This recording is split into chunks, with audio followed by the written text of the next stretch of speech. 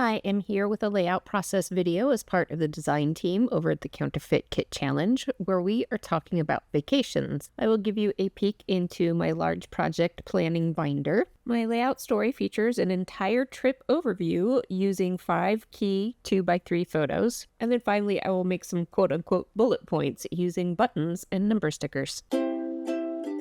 Hello everybody, welcome to Crafty Soup. My name is Misty, where I create with paper and photos in artful ways. Let's go ahead and start with this story binder. This is the same story binder system that I've talked about in other videos that I use for my overall scrapbooking life, but this is a very large set of layouts that I'm going to be doing based on this week-long trip that we took to the East Coast, and so I wanted a separate album for this. In here, I have got a list of planned photos to use, and I will be going through that list, printing out photos, deciding which stories those photos are going to represent.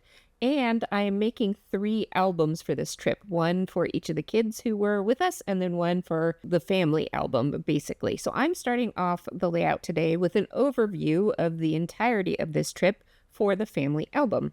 Being a West Coast girl, it is hard to hit a lot of states on adventures, and we made a point of hitting as many states as we could practically as we worked our way through visiting friends and family and sightseeing. So this whole layout is about how we made a plan to visit 5 different states and then followed through. So each of these 5 little photos are one snippet from each of the states we visited, with a couple of highlights that I will bullet point a little bit later about those states that we visited. So I am going to back all of these little photos on their own pattern papers, and we're going to create kind of a collage look with this. A lot of my papers this month are very thin, and so I am going to back it up with some cardstock.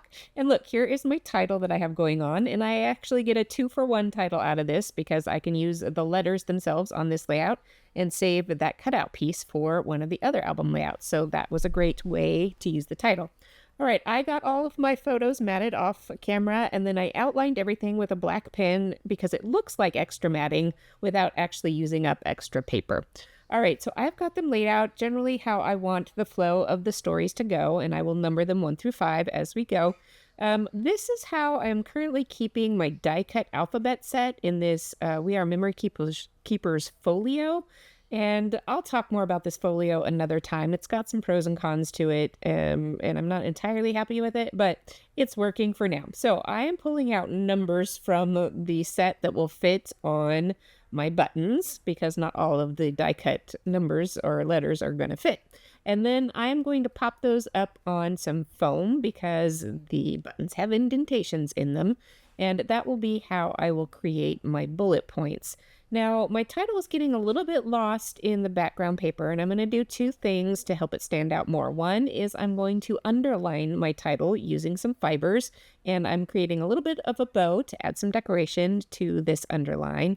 So once I got that tied, I'm going to cut that off, and then I will glue everything down together using little leftover snippets.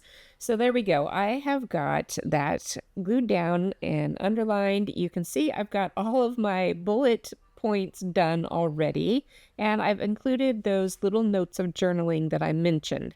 So here I am back to trying to get my title to pop a little bit more, and I thought since I had backed my bullet point numbers with buttons, maybe I could do something similar with my title numbers so that those numbers kind of tie in together. But everything I tried isn't really to the right scale. It's actually distracting more from those numbers than it is helping. One of the things I often do when I'm wanting to back something is to punch circles and apply them there. These circles weren't quite big enough, but I don't have enough room on this part of the layout to include bigger circles, so that wasn't working. And so I just pause at that point and I move on to some other decorating for this layout to see if some ideas will come to me. Because often when I'm struggling with trying to make something work, just taking a break from it can lead to a better path. So I've got these rub-ons here. I believe these are Graphic 45 rub-ons, and they're very bright and colorful, which I don't necessarily associate with Graphic 45. So they are fun for me to be using. Although, as I'm working on these rub-ons, I'm not sure I'm a rub-on person. You know, they were hot back in the day, and they've made a comeback.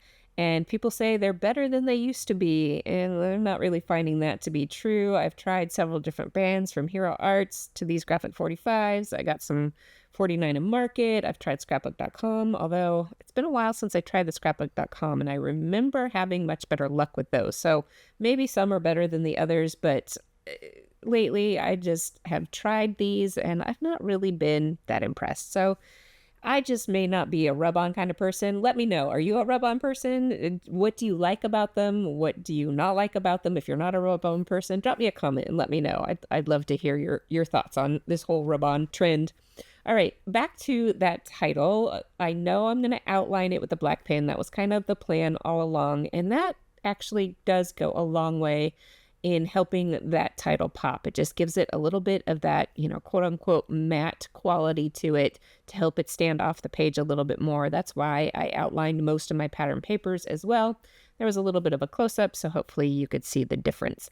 And then as I was adding my last few embellishments, I realized maybe just a couple of small pops of color from these embellishments can help draw the eye a little bit more to the title, because the colorful birds in the background, which represent flying to the East Coast. That's my little dorky reference there with the bird paper. Anyway, the pops of color on the birds are kind of drawing some of the attention. So if I add stronger pops of color to my title, I was hoping that would draw the eye a little bit more. I like the way it looks. It isn't super successful at, totally focusing in on the title, but that's okay. Sometimes scrapbooking doesn't go the way we plan, and that's okay. I learned something about what I like and what I don't like, and I can bring those thoughts to future layouts. All right, that pretty much wraps it up. I'm going to make sure to check off on my big master list that I have completed this layout, because I have created the same story multiple times because I forget I have scrapbooked them, and that's why I scrapbook, because my memory is terrible. So my list is done, and here is some close-ups at my layout so you can see some of these features going on here. All right, that is it. I hope you got something helpful out of this video, and I will be back soon with some more crafty videos for you. So until then, have an artful day.